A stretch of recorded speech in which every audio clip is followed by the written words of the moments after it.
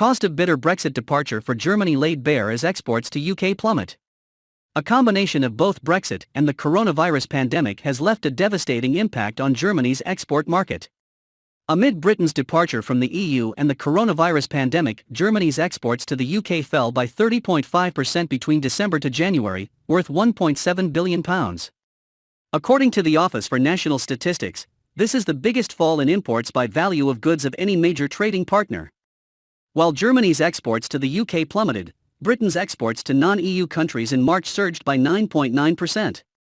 In further news for the German economy, the country's GDP fell by 1.8% in the first quarter of 2021 in comparison to the 3 months to the end of 2020. That drop in GDP was worse than des status, the German Statistics Office had predicted at the end of April. In comparison to the first 3 months of 2020, the German economy was down by 3.4%.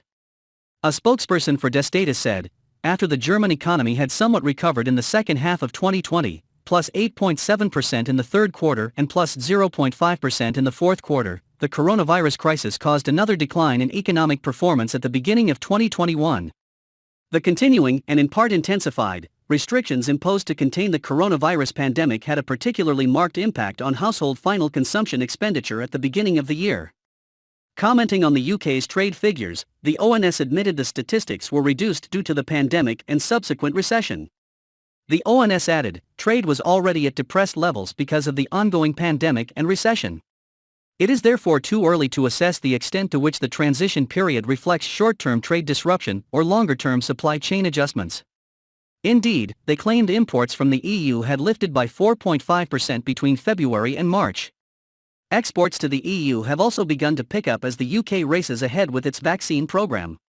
Exports climbed by 8.6% between February and March. Commenting on the trade figures, Business Secretary Kwasi Kwarteng said the numbers were low due to the uncertainty surrounding Brexit last year. He added, subsequent data in the second quarter and March was much better, so the next quarter will have better results, and I'm sure the quarters after that will show a proportionate improvement. Speaking today, the Bank of England's chief economist, Andy Haldane, told the Treasury Select Committee the UK economy must avoid an inflation spike. His warning comes as the prices for goods throughout the UK economy surge as Britain opens up. He said today, the situation we need to avoid like the plague is one where inflation expectations adjust before we do or where we wait for proof positive that effects on inflation are not transitory before acting. Because in both of those cases that would be doing too little too late. With this degree of unprecedented in peacetime fiscal and monetary stimulus being injected into an economy, that's why I reached my own judgment about why we needed to turn off the tap.